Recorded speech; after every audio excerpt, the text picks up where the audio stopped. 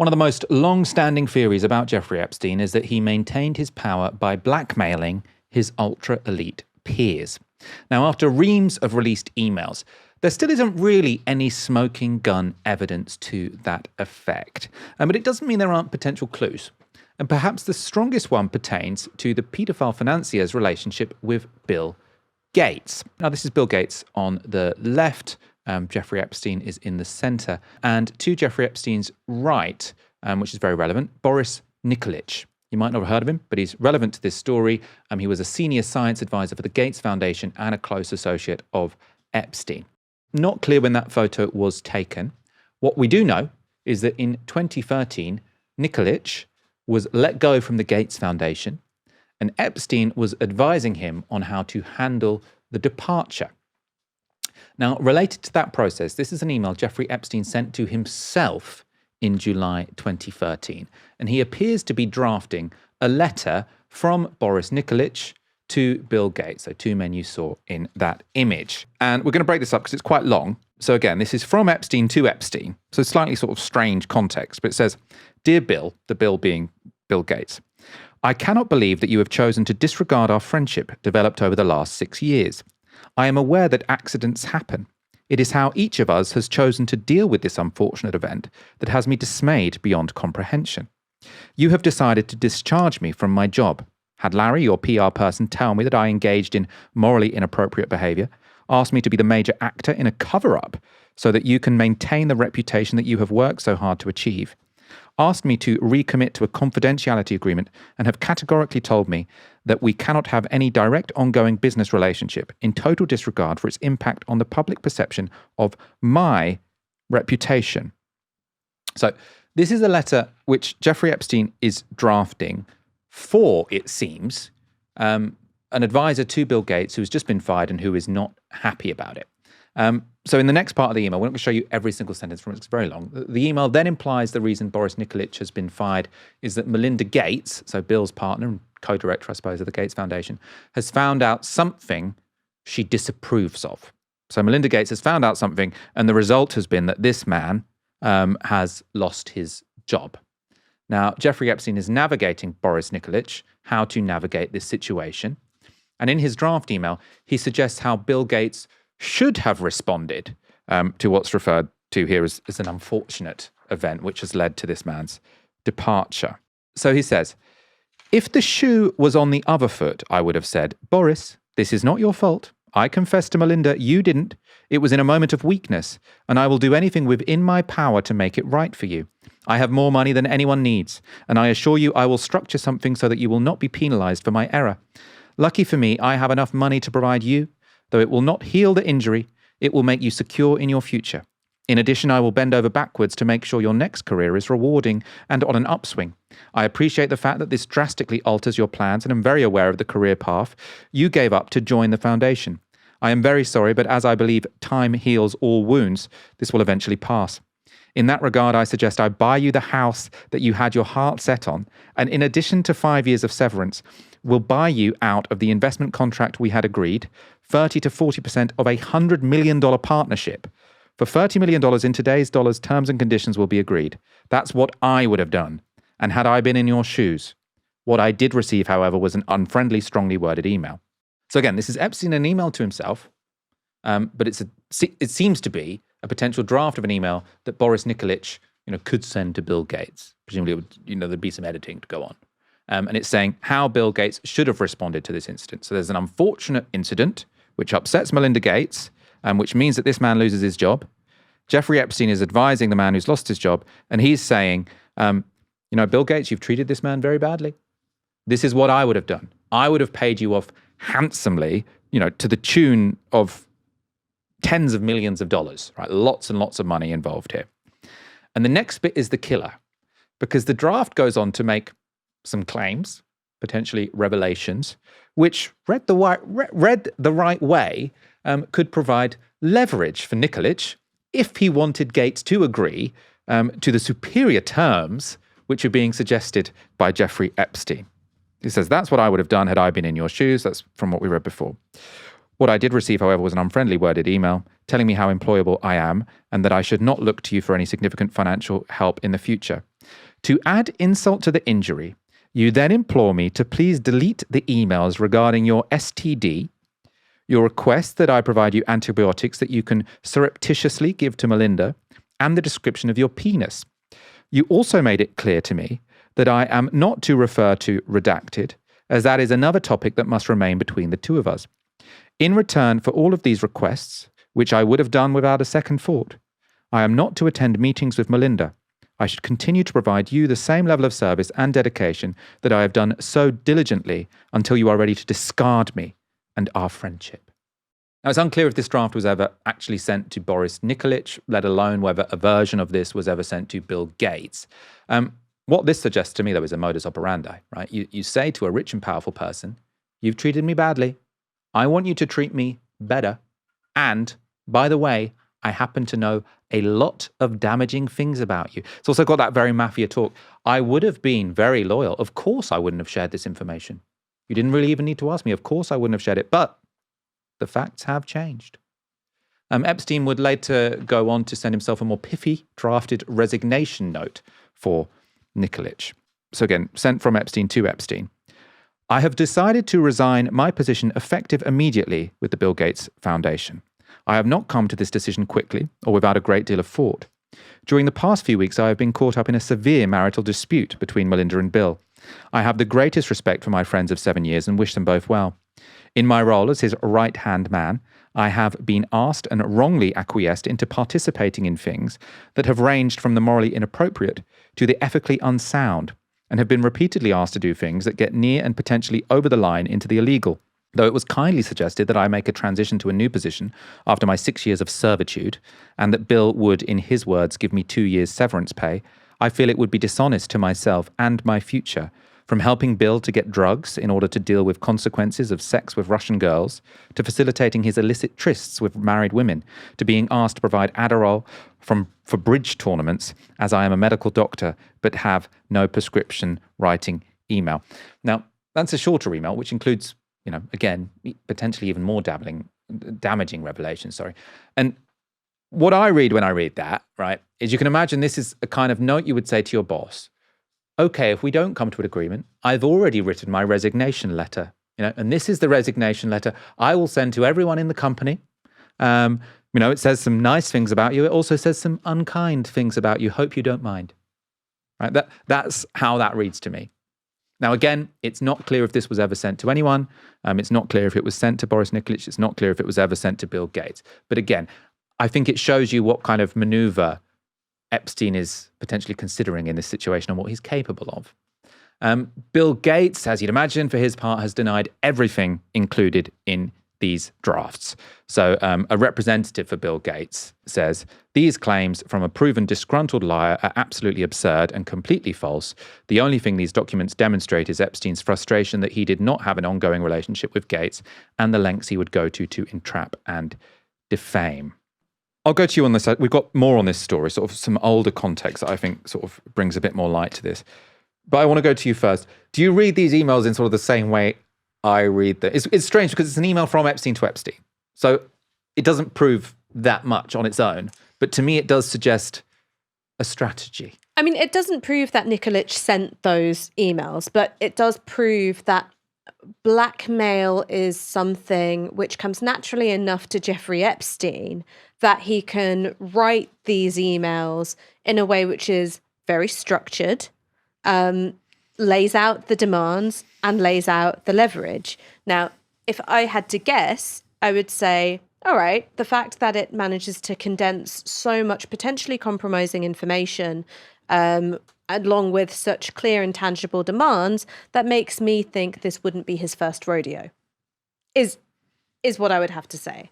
And one of the things that has come out through the Epstein files and the photographs of Epstein's mansion is that, of course, there are these beds, but then there are these weird cameras in the corner. Now, I know we're going to talk a little bit about the gender elements of this a bit later, so I don't want to get too hung up on it. But it might be that he was very worried about these bedrooms getting robbed. It might be that he was worried about slipping and falling and cracking his head open and no one would be around to save him. The only other reason that I can think of is that it's a way of collecting compromising sexual material on people who are staying at his house. Let's look at two pieces of previous reporting that I think might sort of help us to contextualize, interpret these new emails. So the first is a 2023 article from the Wall Street Journal. The claim made in this article is that Jeffrey Epstein appeared to threaten Bill Gates over an affair that Bill Gates had with a Russian bridge player. Remember in that email there was sort of reference to Adderall for bridge tournaments and also Russian girls.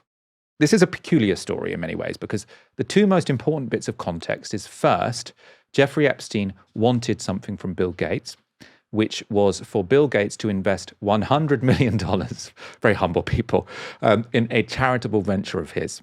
Now, Epstein wanted this charitable venture both to provide him with a personal income so he'd get a certain cut, sort of to manage the funds, and also to help launder his reputation.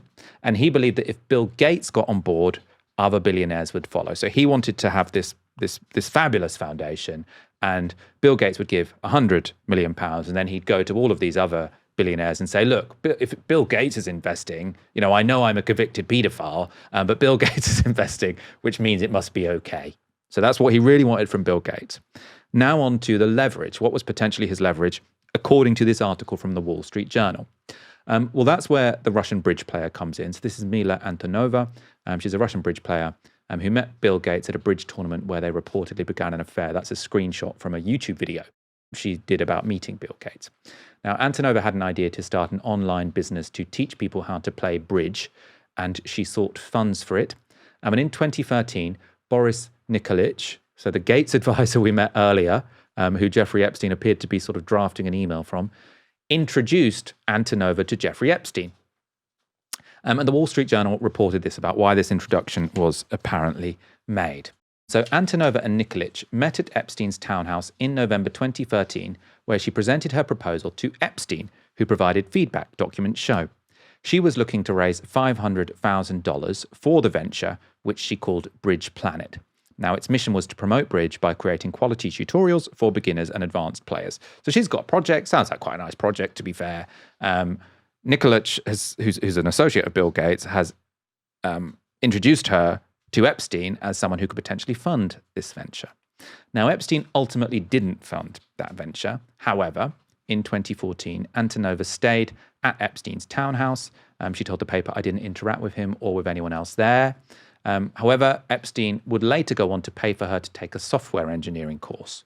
So Antonova apparently decided this website wasn't really a goer. She'll retrain as a software engineer, and Epstein pays for that course. So we have Epstein building up a relationship with a woman who Gates is alleged to have had an affair with. We also have Epstein desperate for Gates to invest in his charitable foundation. And that's where the alleged threat comes in. So this is from that Wall Street Journal article again. In 2017, Epstein contacted Gates about the Russian bridge player, years after the relationship had ended, according to people familiar with the matter.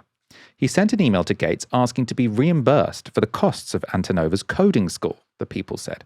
The sum was immaterial for the two men, and the tone of the message was that Epstein knew about the affair and could expose it, the people said. The spokeswoman for Gates said he didn't make a payment. Mr. Gates had no financial dealings with Epstein, she said. So you got this email, sort of, oh, by the way, maybe you could pay me back for this coding course I paid for the girl that you had an affair with, even though the money suggested here is trivial. So it seems as if, Epstein is saying, okay, so you don't want to invest in my charitable foundation? Well, maybe you could pay for the coding course I paid for the girl you had an affair with, nudge, nudge, wink, wink. So you can, it's not me making that inference, that's the Wall Street Journal making that inference. So again, I think a relevant story. You can see how knowledge might become leverage, which might become a threat.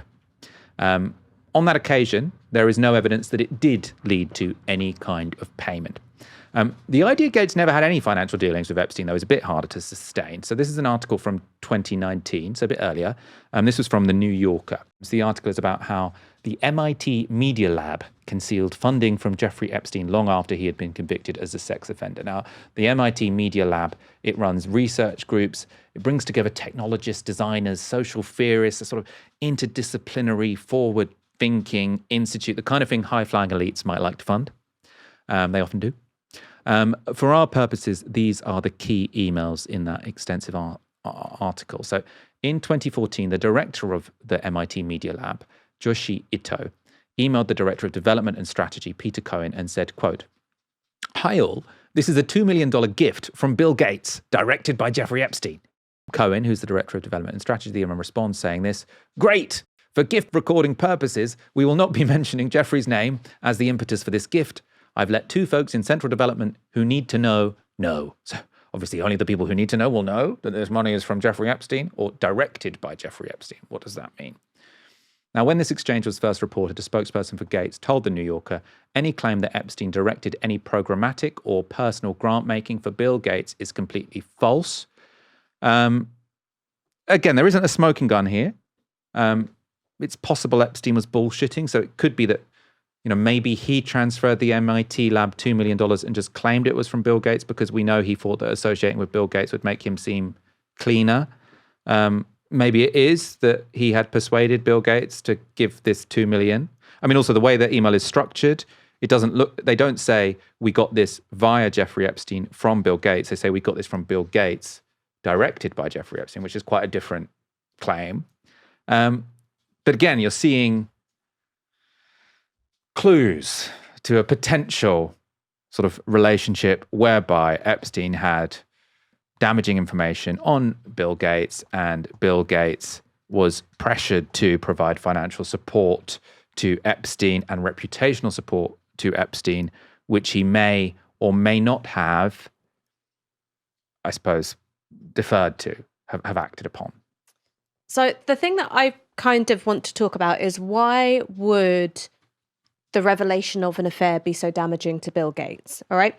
Plenty of people have affairs. It's in the news all the time. Why would this be such a big deal? Well, when he married Melinda Gates, there was no prenuptial agreement. Oh, wow. I didn't know that. So when they eventually did divorce, which I think was in 2021, they had to come up with a negotiated settlement contract. There was something like $130 billion worth of assets to divide. There was also stocks and shares, so on and so forth. So it's wrong to think about this as my wife might be upset with me and she might make me sleep on the couch, right? I think that by the time you're having affairs of, potentially that frequency, right? Russian girls plural rather than Russian girls singular. And you're getting your mates involved and it's something of an open secret. And you're thinking about, allegedly anyway, thinking about surreptitiously slipping your wife antibiotics to rid her of an STD that you gave her. I would say that the love is somewhat dead, right? We're not talking about a marriage of love and being afraid of hurting Melinda Gates. It's, well, if I drive her to the point of divorcing me, I could half my net worth by tomorrow. And so that's the real nature of the leverage there. We should say the details of what he's saying Bill Gates has done, Bill Gates has obviously disputed. And also that it's also very possible that when you are threatening someone with leverage, you say, and I could exaggerate. Well, you throw the kitchen sink. Yeah. So I don't think we can read from this that Bill Gates did everything in that email, but a threat to exaggerate is only threatening if there is something there. Well, if there's some degree of plausibility to it. Yeah. And that plausibility might not be because it's true and it happened. It might be, well, it's coming from me and I'm a trusted person. There's lots of reasons why a threat can be plausible. But I mean, I'm a believer in Occam's razor. Yeah, I mean, it also might have just happened exactly as it was described. We don't know. The latest leak has another telling exchange with another billionaire, which is very much related to this story. So this is between Richard Branson and Jeffrey Epstein, pictured here on Epstein's island. They've clearly been talking about how Epstein can be welcomed back into polite society. And this is an email from Richard Branson to Jeffrey Epstein. This is from September the 11th, 2013. Dear Jeffrey, it was really nice seeing you yesterday. The boys in water sports can't stop speaking about it. Anytime you're in the area, would love to see you, as long as you bring your harem, which is already pretty gross. But then this, point 1. I think if Bill Gates was willing to say that you've been a brilliant advisor to him, that you slipped up many years ago by sleeping with a 17-and-a-half-year-old woman and were punished for it, that you've more than learnt your lesson and have done nothing that's against the law since, and yes, as a single man you seem to have a penchant for women. But there's nothing wrong with that. Anyway, something along those lines. The rest of it is details I'm not going to read. So I think this is a really interesting insight into what very rich people think about Epstein at the time and what they're all discussing. So this idea, you slipped up. Yes, you've been found guilty of procuring a minor for sex. But, I think probably Epstein had told him they were 17 and a half. It's a slip up. You're an interesting guy with lots of money. Let's see what we can do. Now, before I go to you, actually, I just want to make a clarification, which I think is quite important, because I was looking before this show. What would someone have known in 2013 about the ages of the girls that Jeffrey Epstein had procured sex with or groomed? And there was reporting from the police and from media sources that the girls were as young as 14. So that was in the public domain. But in the plea bargain, so what Jeffrey Epstein had been found guilty of in a court of law, and what he had, I suppose, pled guilty to, because that's why he got that really, sweet deal, just said under 18. So you can imagine Epstein have said, oh yeah, there were all sorts of salacious things written in the newspapers, but all I've actually been found guilty of is procuring sex from an under 18-year-old. And the only reason I admitted to that is because there was a girl who was 17 and a half, and they had proof of that. So you can see, I think doing due diligence and looking up the reporting, the very credible reporting at the time that was saying they were 14 would have been a good idea. But you can see how this would have happened, I suppose. I want your thoughts on this. Well, one of the things that's been popping up on social media is that when the Me Too allegations first broke, there seemed to be this full court press to sort of, in parts of the media to say, well, this is just a form of hysteria, right?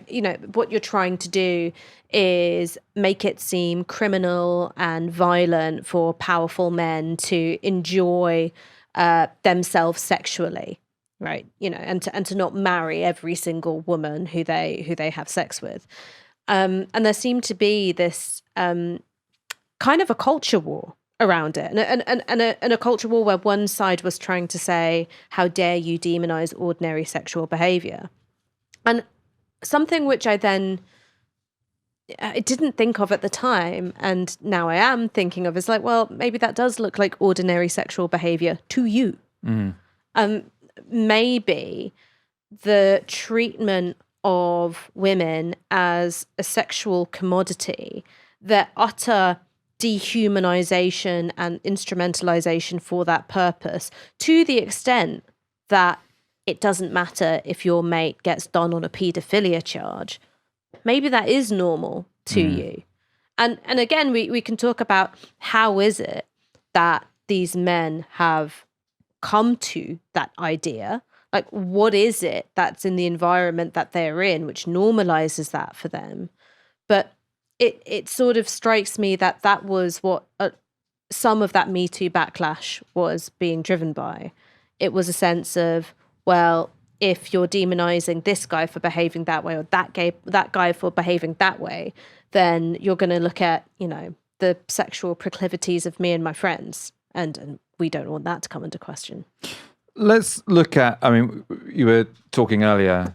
You said earlier, we won't look at the gendered aspect of this as if sort of like I said, Ash, I know this is a Jeffrey Epstein story, but let's not focus on gender. I didn't say that, by the way, but we are going to more explicitly discuss He said, aiming the revolver under the desk. Why does everything have to be about gender? It's just, all it was doing was... It's just sex trafficking. It's just sex trafficking women by powerful men, It's not necessarily gendered. But men get trafficked too. And women traffic men. I don't know if women traffic men. They probably don't. Okay, let's look at how two different people say they related to Epstein during this period. And we're going to look at Bill Gates and his ex-wife, Melinda Gates. So this is Bill Gates speaking in 2021. Can you explain your relationship with Epstein? Did you have any concerns? Was there ever any concerns you had about it? Oh, certainly. I had several dinners with him, hoping that what he said about getting billions of philanthropy for global health through contacts that he had might emerge. When it looked like that wasn't a real thing, that relationship ended. But it was a huge mistake to spend time with him, to give him the credibility of being there. There were lots of others in that same situation, but I made a mistake. I made a mistake. He thought, I'll believe the guy, whatever, no biggie. Now contrast that to Melinda. I also met Jeffrey Epstein exactly one time. Did you? Yes, because I wanted to see who this man was. And I regretted it from the second I stepped in the door. He was abhorrent. He was evil personified. I had nightmares about it afterwards. So, my heart breaks for these young women because that's how I felt. And here I'm an older woman. My God, I feel terrible for those young women. It's awful. So we were talking before the show, Ash, and obviously, I think probably the most obvious read there is cynicism, right? Bill Gates is sort of saying he didn't realize the gravity of it because obviously if he had realized the gravity of it and then continued the relationship, that would look really bad to him. And if he said, he had compromise on me, that would also look really bad for him. So you can easily see that as just a PR answer from Bill Gates. You can also see it as a PR answer from Melinda Gates because she's not implicated. So sort of saying, I found him sick from the day one, that makes her look good. But we were also saying there is, we recognize in sort of relationships we have that sometimes men in general can be like, maybe he's all right. And then women will be like, I saw from day dot that he was a creep. Yeah.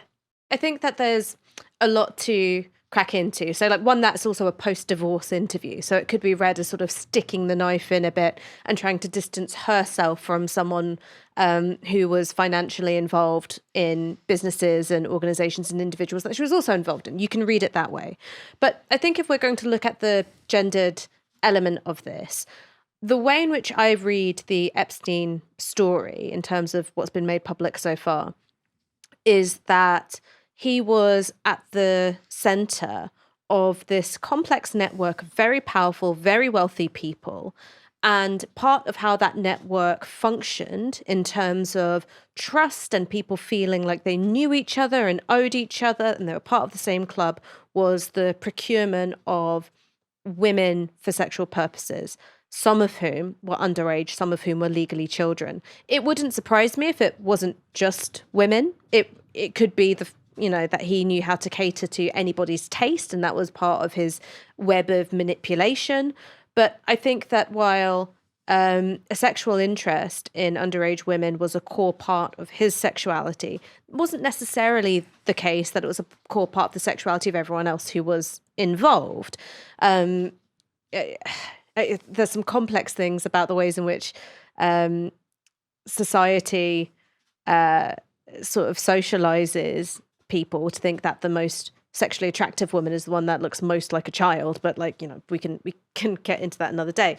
But I don't think that everyone was necessarily actively involved in the paedophilia.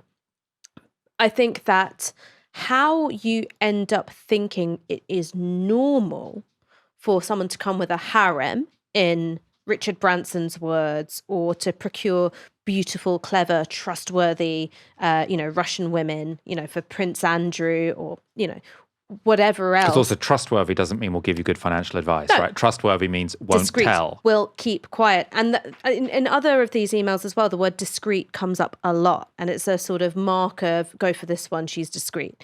The only way in which you can think that's normal, right? Because that's not how the world operates, all right? Like, in my social circle, to the best of my knowledge, there isn't a great deal of procuring of women for sexual purposes. I think That's what happens in grooming gangs. I mean, right? it's... We don't, like in normal society, I've never procured someone for someone else or been procured for, it's not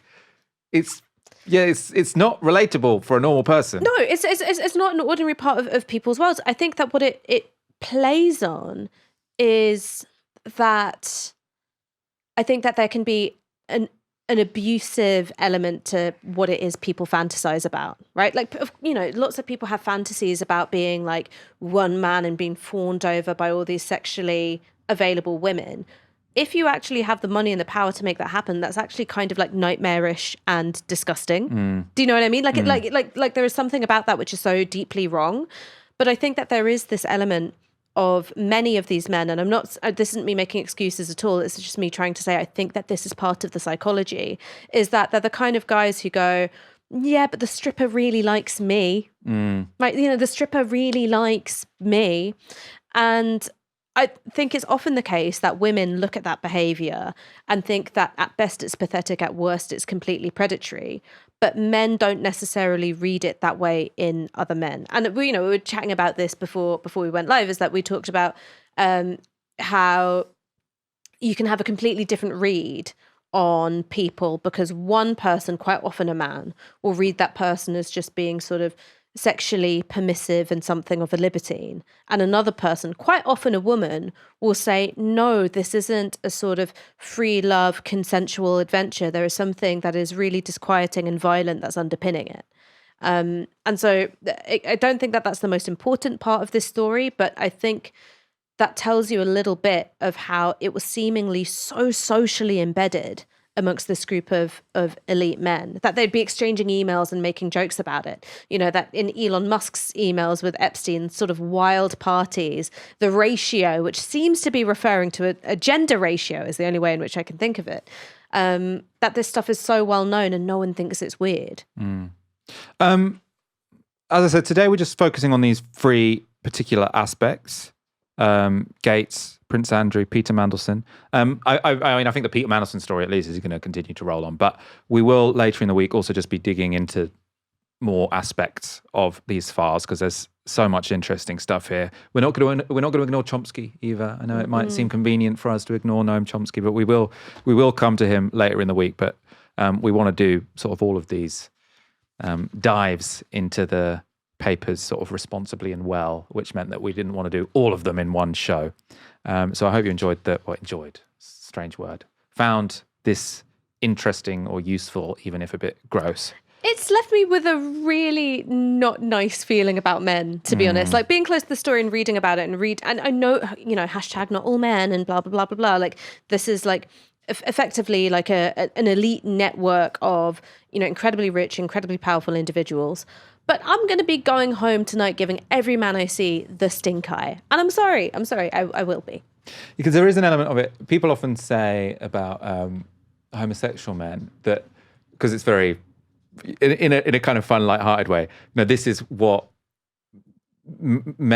straight men would do if women were like men, which is just have sex all the time and it'd be very casual. You need to say speaking as a, because you're going to get cancelled. Speaking as a homosexual. It's definitely... It's I'm quite like the genders are different, and I think like men are more casual about sex, and that's why gay men just have sex all the time. There is a really depressing way of looking at this, I suppose, is that, and that's why gay men behave differently to straight men, because they have the opportunity. So all men would have that much promiscuous sex if they could, but gay men get to because they're having sex with men, and so that's sort of what all men would be like if they could. The most depressing way of looking at this is this what lots of men would be like if they could? Because clearly these men have so much, they have the ultimate access. They can do anything. And so the most depressing way of looking at this is if all men were as rich as Jeffrey Epstein, maybe there would be a lot more Jeffrey Epsteins. I don't want to say I hold to that, but No, the thing is I don't know. I think that one thing that I would say is that what's really obvious to me from reading through the Epstein emails is that these men, and perhaps this is representative of most men, are so vulnerable to being manipulated by sex. And I'm not saying that women can't be manipulated. I mean, look at some of my exes, like clearly they were doing something. I just don't think that women are necessarily as manipulated by sex. It actually might be by love or by validation or something else. But there is something about a man that he can go into a bedroom with a woman, look at the camera up in the corner and be like, that's not going to be a problem. Yeah, and then also be quite relaxed about other men, sort of always giving the benefit of the doubt, I suppose, is probably a much more, for that particular sort of type of behaviour.